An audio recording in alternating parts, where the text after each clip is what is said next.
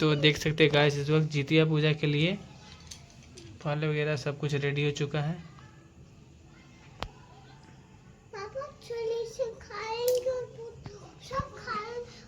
बेटा मेरा उधर। Hello guys, good evening, welcome back to my YouTube channel Rahul सुबह ब्लॉग। मेरे चैनल में आप सभी का स्वागत है। तो आज का ब्लॉग बहुत ही स्पेशल होने वाला है। मैं आज जितिया के लिए फास्टिंग की हुई हूँ और अभी इवनिंग का टाइम है तो मैं पूजा करने बैठी हूँ। और आज आप लोगों को एक स्टार्टिंग से मैं सारा विधि बताऊँगी कि मैं जितिया का पूजा कैसे की। तो चलिए अभी हम लोग स्टार्ट करते हैं। तो यहाँ पे सबसे पहले मैं एक पटरी ली हूँ और उसे अच्छे से पहले ही धो के रख ली हूँ। और जो भी मैं जितिया के लिए फ्रूट, ये फल, ये सब ली हुई हूँ, वो सब पहले ही मैं धो के क्लीन करके अच्छे से पूजा के लिए प्लेट रेडी कर ली हूँ। तो यहाँ सबसे पहले पटरी रखने के बाद लाल रंग का या येलो रंग का जो आप लोग के पास चुनरी होगा वो आप लोग ले लीजिएगा। मेरे पास तो चुनरी नहीं था, फिलहाल है भी बहुत छोटा है तो मैं उसी में अभी काम चलाऊँगी। और उसके बाद फिर झींगा का पत्ता या फिर केला का पत्ता इस पे रख के पूजा किया जाता है, चीरसियाइन और जितियाइन बाबा का। तो फिर झींगा का पत्ता भी मेरे पास जितना था वो ख़त्म हो गया था, तो फिर मैं केला का पत्ता छत से लेके आई छोटा छोटा। तो इस पत्ते इतना करने के बाद उसके बाद जितवावन बाबा और चीर सियाइन को इसमें विराजमान किया जाता है, उन्हीं का पूजा किया जाता है जितिया पूजा में। तो बहुत लोग मूर्ति लेके आते हैं और मेरे पास तो यहाँ पे कोई मूर्ति है नहीं।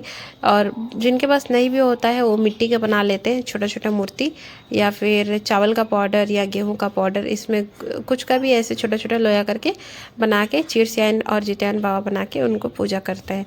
तो मैं भी सब यहाँ पे गेहूं का पाउडर ली हुई हूँ और थोड़ा सा उसमें 3 लोहे को ऐसे छोटे छोटे बना के तीनों पत्ते पे चीर सियाइन और जितियान बाबा को विराजमान की हूँ पूजा करने के लिए। और इतना होने के बाद उसके बाद फिर जो पटरी के आगे है यहाँ पे चौक बनाना है ताकि मैं वहाँ पे अपने कलश को स्थापित कर सकूँ। तो यहाँ पर फिर मैं सबसे पहले यहाँ पे चौक बना लेती हूँ। तो रोड़ी या सिंदूर जिससे भी हो आप लोग भी चौक बना लीजिएगा, या तो चारकोन या तो फिर शुभ लाभ जो हो सके कलश को स्थापित करने के लिए। मैं यहाँ पे चारकोन ही कर रही हूँ। तो यहाँ पे चारकोन सा ये करके और फिर बीच में उनका थोड़ा सा अक्षत डाल के और उसके बाद उस पर चावल डाल के उसके ऊपर फिर कलश को स्थापित करते हैं। तो फिर मैं यहाँ पे, और यहाँ ऋषभ को लग रहा था रक्षाबंधन चल रहा है, बार बार जिद कर रहा था टीका लगाओ, राखी बांधो, लड्डू दे दो। लड्डू जब से देखा तो बार बार बोल रहा था लड्डू दे दो, राखी बांधो, टीका लगा दो, यही बोल रहा था। तब से वो बैठ के ऐसे ही डिस्टर्ब कर रहा था, तो बीच में थोड़ा वीडियो बना, सॉरी, हमको यहाँ ऋषभ बीच बीच में बहुत डिस्टर्ब कर रहा था। तो फिर उसके बाद यहाँ पे हम लोग ये चौक बना लेने के बाद फिर कलश को लेना है। और कलश हम लोग जो धागा न्यू लिए हुए हैं वो धागा को कलश पे लपेटना है और लपेटने के बाद फिर कलश को बीच में स्थापित करना है थोड़ा सा चावल नीचे रखने के बाद। तो फिर यहाँ पे मैं धागा लपेट लेती हूँ कलश पे। बिना धागा लपेट के कलश को स्थापित नहीं किया जाता है, इसके लिए। तो फिर यहाँ पर मैं धागा लपेट ली और उसके बाद फिर कलश के नीचे थोड़ा सा चावल रखूँगी। उसके बाद फिर मैं ऊपर कलश को रखी हूँ। और उसके बाद फिर कलश को रखने के बाद इस पे कलश पे टीका लगाना है 5 बार। टीका लगाने के बाद फिर कलश के अंदर जो पानी है इसमें मैं अच्छे पानी ली हुई हूँ और इसमें गंगा पानी भी मिक्स कर दी हूँ। इसके बाद ये इस पानी में थोड़ा सा रोड़ी सिंदूर पानी के अंदर डालना है, थोड़ा सा चावल और जो फूल हम लोग लिए हुए हैं पूजा करने के लिए वो फूल भी थोड़ा सा डाल देना है।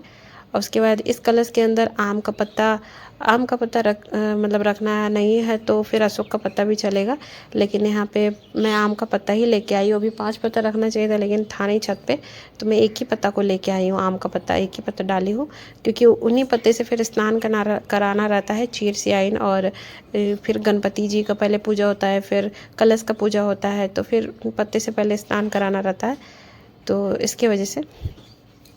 और यहाँ पे फिर कोई भी पूजा करने से पहले सबसे पहले गणपति जी का पूजा होता है। तो यहाँ पे मैं धागे को ही थोड़ा लपेट के गणपति जी बांध के उनको सबसे पहले यहाँ पे विराजमान की हूँ।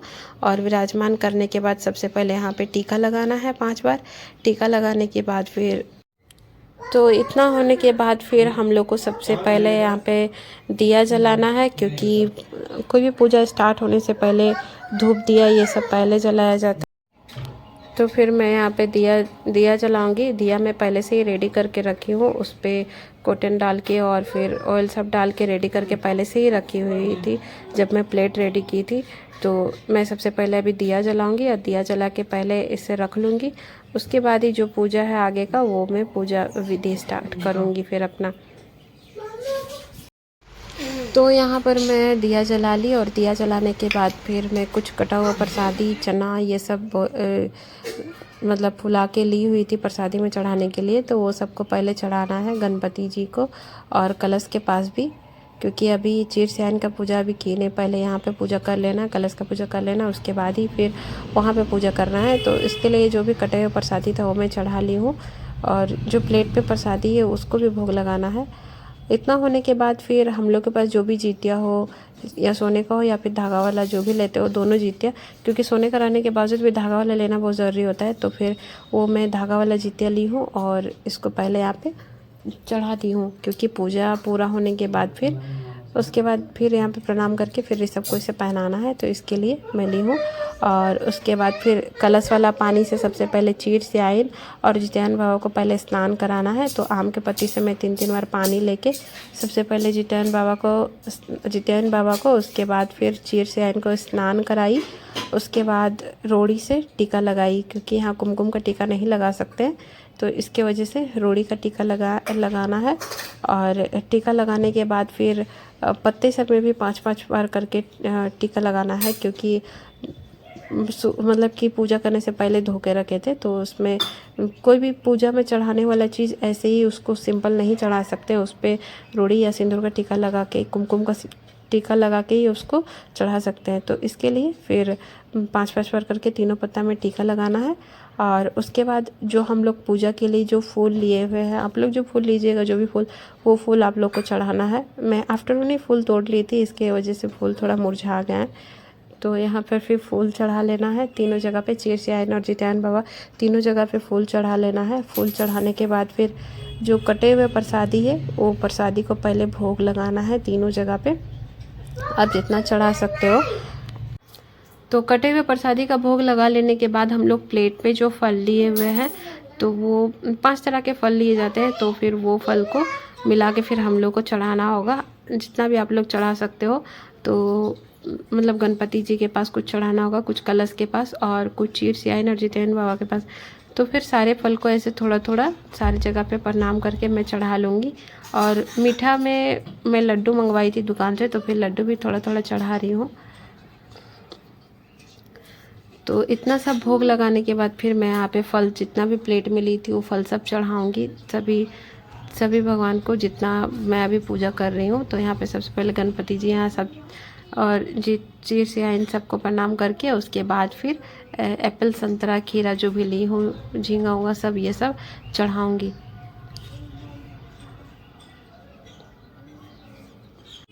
जैसा कि मैं पहले ही बोल रही थी कि कोई भी फल चढ़ाने से पहले उसको प्लेन हम लोग नहीं चढ़ा सकते, क्योंकि मार्केट से लाने के बाद उसे धो के क्लीन करके रखते हैं। तो पूजा में यूज़ करने के लिए उसमें रोड़ी या कुमकुम का टीका लगाने के बाद ही उसे भगवान जी को भोग लगाना है। तो इसके वजह से सारी चीज़ों पर टीका लगा के ही मैं भगवान जी को चढ़ा रही हूँ। और उसके बाद जो खीरा है कि इसमें जित्या में सबसे ज़्यादा इम्पोर्टेंट खीरा ही होता है, तो उस पर मैं अपना जित्या लपेट के और वहाँ पे मतलब चढ़ाऊँगी जब तक पूजा होने तक। और पूजा होने के बाद फिर मैं बाद में सबको पहना दूँगी। तो फिर इतना करने के बाद तो फिर इसके बाद फिर हम लोग खीरा पे जित्या को लपेट के जब इसको चढ़ा लेंगे, उसके बाद फिर हम लोग जो धूप या दिया जो भी जला के रखेंगे उससे फिर बारी बारी थोड़ा थोड़ा करके धूप दिखाना होगा। हम लोग मतलब जितना भी देवी देवता स्थापित किए हैं, फिर गणपति जी कलश के पास सब जगह पे हम लोग को बारी बारी करके धूप दिखाना होगा। और धूप दिखा के फिर हम लोग को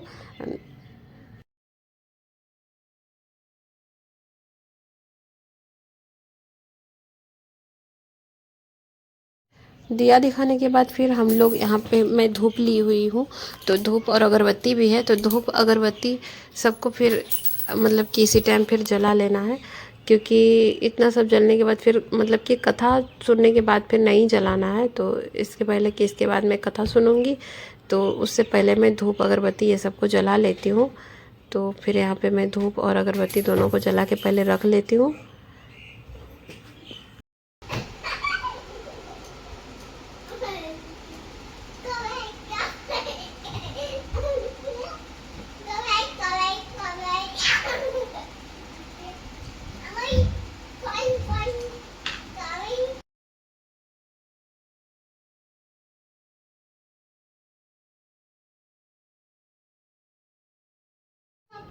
फिर यहाँ पे अगरबत्ती जलाने के बाद फिर मैं यहाँ पे ली हुई हूँ धूप धुना। तो धूप धुना भी जलाऊंगी, सब चीज़ जो भी है अच्छे से धूप धुना ये सब कपूर डाल के अच्छे से जला लूँगी। उसके बाद फिर कथा सुनना होता है, क्योंकि जित्या पूजा का फास्टिंग और पूजा बिना कथा का अधूरा रहता है, ऐसा माना जाता है। तो इसके लिए तो मैं यहाँ पे अकेली ही पूजा की, क्योंकि मैं यहाँ पे नई नई शिफ्ट हुई, तो यहाँ मैं किसी अगल बगल को नहीं जानती हूँ। इसकी वजह से मैं घर में अकेले ही पूजा की। पिछले बार ग्रुप में की थी तो कथा वथा सुन ली थी, और यहाँ पे बुक भी नहीं कि मैं कथा पढ़ पाऊँ, तो इसकी वजह से फिर मैं मोबाइल से कथा सुनूंगी। तो कोई भी कथा 15 या 20 मिनट का होगा वो मैं मोबाइल से लगा के सुनूंगी। तो सबसे पहले यहाँ पे धूप वूप ये सब मैं जला ली, और यहाँ पे धूप धुना भी मैं जला ली। इतना सब करने के बाद अभी मैं मोबाइल से लगा के कथा सुनूंगी, और कथा सुनने के बाद जब कथा ख़त्म हो जाएगा उसके बाद ही फिर मैं आरती करूँगी। तो फिर इतना करने के बाद ही मेरा पूजा कंप्लीट होगा। तो चलिए मैं सबसे पहले अभी इतना सब जला के रख ली हूँ, अभी फिर मैं सबसे पहले कथा सुनूंगी। तो यहाँ पे मेरा जो भी पूजा विधि था वो पूरा हो गया, बस यहाँ पे अभी कथा सुनना है, और कथा सुनने के बाद फिर मुझे आरती करना है लास्ट में। तो फिर अभी कथा सुनने में ही बहुत टाइम लगेगा, अभी मतलब कि कोई भी कथा आधा घंटा तक या 15-20 मिनट का ही होगा।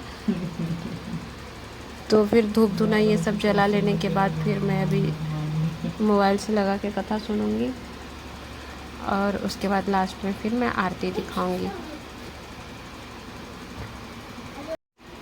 तो ये मेरा दूसरा जितिया है, और पिछले बार मैं जितिया पूजा की थी, तो फिर मुझे कुछ पिछले बार नहीं पता था। तो फिर मैं जो भी अगल बगल रहते थे आंटी लोग ग्रुप में गई थी पूजा करने, तो उन्हीं लोग से देख देख के सीखी थी। तो इस बार फिर मैं अकेले करना पड़ा, तो भी मैं कर रही हूँ।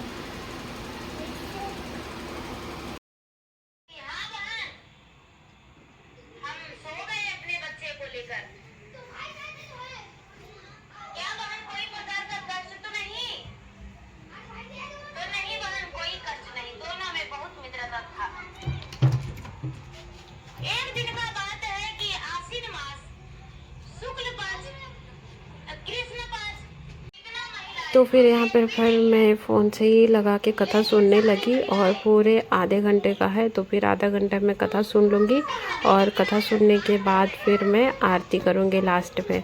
तो फिर चलिए। बहुत सारे हैं। चिलो कहती है कि बहन जाकर देख लाओ, सियारिन कहती है कि नहीं बहन।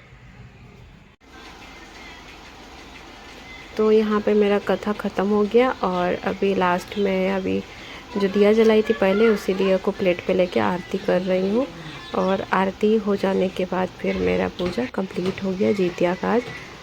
फिर जो जितिया में चढ़ाई थी वो मेरे सबको अभी पहना दूँगी, या फिर सुबह पहना दूँगी जब भी, या फिर पारण के टाइम जब पूजा करूँगी तब पहना दूँगी।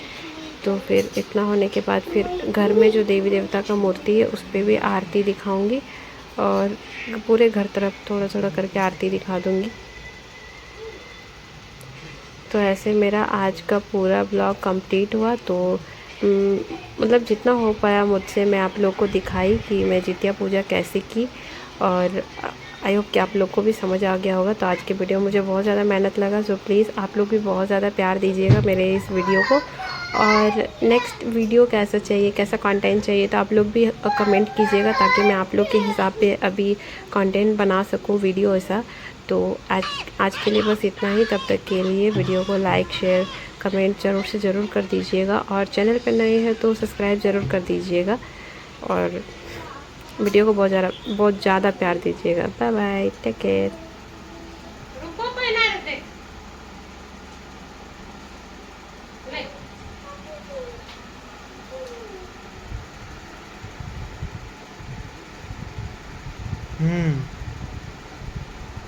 लड्डू खिला दो बाबू। भैया इसको क्या करते हैं, ठीक है। हाँ तो बोलेगी का